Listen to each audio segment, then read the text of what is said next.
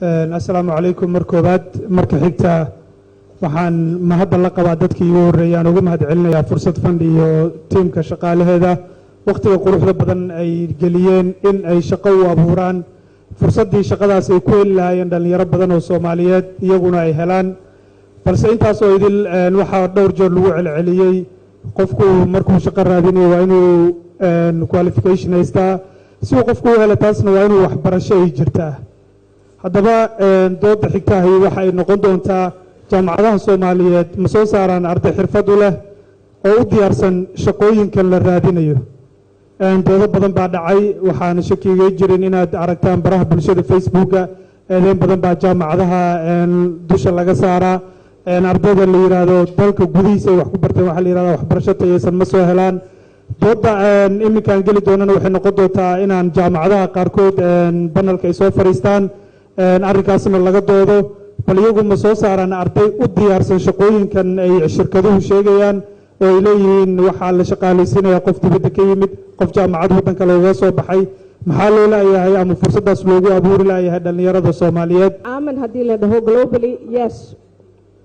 4 sano qof wax soo dhiganaya jaamacad ku jira 4 sano ama ka badan kulliyadaha qaarkood way ka badan yihiin dabcan wuxuu buu soo baranayaa qofkaas sayti isbedel weyn ba ku dhacaya 4 sano ku jiro jaamacadaas wayna jiraan kulliyado oo kamid ah jaamacadaha dhexdooda jaamacadda tayadeeda lagama hadlayo waxay soo saarto laakiin jaamacadda gudaheeda kulliyadaha kala duwan dabcan waxay soo saaraan xirfado kala duwan xirfadahaas si kala tayeysan oo yaani cilmiga meeshii aan ka gaarnay maadaama aan ka soo kabanayno burbur aad u tiro badan iyo maaragtay dawladii iyo meesha ka baxday waqti badan way kala tayeysan yihiin jaamacadahana anigu saan intaan ka aqaano ama private ama public ha ahaadaane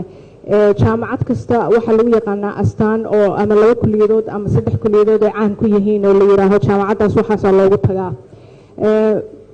waxa loogu tagayna kolley waa xirfad iyo waxa la yiraahdaa tayeyn ay meel ka gaareen oo dadka soo jiidan karta ardaydana soo jiidan karta laakiin meesha waxa ka maqan anigu waxaan u malaynayaa su'aashaada haddaan yaro rogo ma ahan xirfadda mana ahan tayada waxa weeye waxa waddanku u baahan yahay prioritiska iyo shaqooyinka iyo hawlgalka looga baahan yahay waddankan in dib loogu soo celiyo jaamacaduhu ma soo saaraan ya mise waxaan iska soo saarnaa يعني كلية waxaa furan iska soo saaro arday xirfadaysan laakiin aan la jaan qaadaynin ama aan wax ka bedelaynin hawsha markaas taala hadda iminka hawsha taala waxaan ku soo gudaadayaa ma ahan xirfadda ardayga baranayo tayo ma leedahay laakiin xirfadaas aad baranaysid ma loo baahan yahay at this moment haddadan waqtigan la joogo waxaan suuqa ka codsanaa hadalkii aad u fiican haddii la soo jeedinayay waxaa nooga qabta isbitaalada arday intuusan gelin wax ila isbitaalka laakiin shirkado badan oo aan u qoran dalabyo ama waxa loo qoray waxa laga yaabaa qofku inuu yiraahdo haddaan xogtooda la arkaya wixii la fiirinaya waxa laga yaabaa haddii laga qayb qaato in qofkaas loo tababaro shaqadaas waa aad muhiim u tahay markaas shirkadaada helaysa wax fiicanba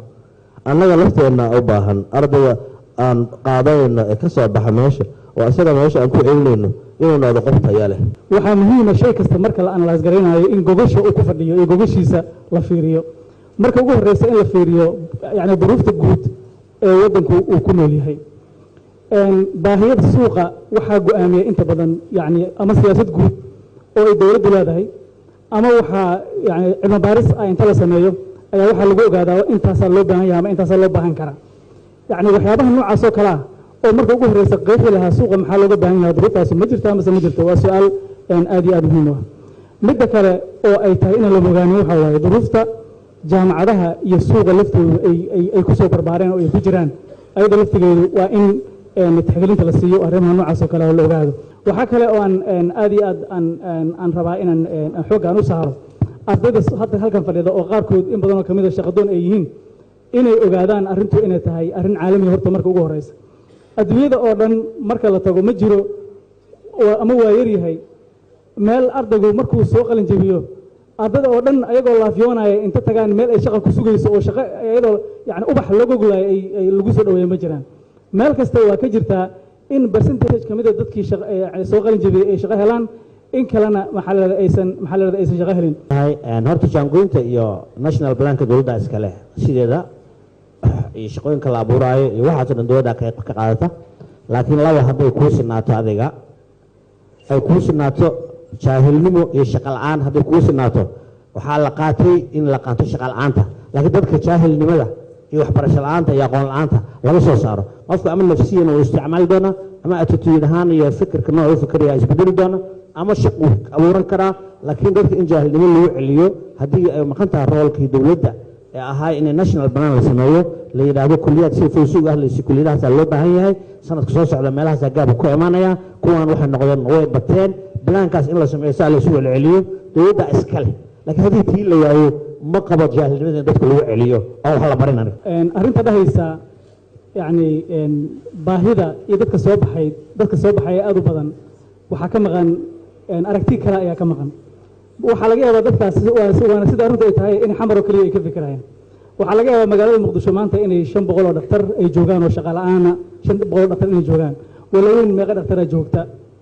balcad meeqa dhaktara joogta meeqa dhaktara looga baahan yahay marka cilada kale ee guud ee waddanka ku jirta waxba yaan jaamacadaha loo saarinin ciladii soo goweyntaa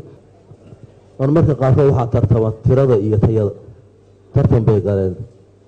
waayahan dadku waxay aad u hadalhayaan jaamacadaha in la yareeyo markii laga soo daaray dadka in la yareeyo family balaanka ka jiray waxaan u malaynaa family balaankii laftiisa wuxuu ku socdaa midnaa iskooladii iyo jaamacadihii wuu ku socdaa laakiin fikirka aan wax ka bedelno